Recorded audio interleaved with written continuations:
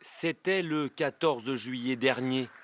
La fusée indienne Chandrayaan-3 s'envolait direction l'espace sans humain à bord. 40 jours après, elle approche désormais du grand moment de vérité, son alunissage, prévu ce mercredi.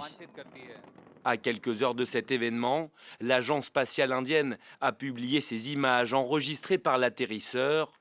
La navigation semble se dérouler sans encombre. Il s'agit d'un événement capital pour l'Inde et d'une étape très importante en termes d'exploration spatiale.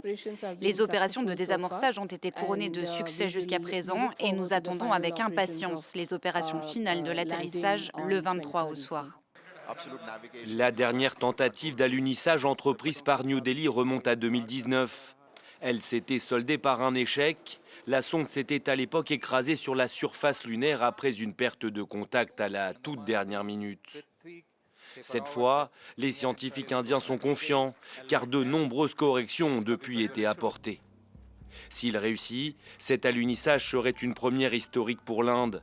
Ce serait aussi la première fois qu'un programme spatial se pose sur le pôle sud de la Lune, jusque-là peu exploré. Il pourrait abriter de l'eau sous forme de glace.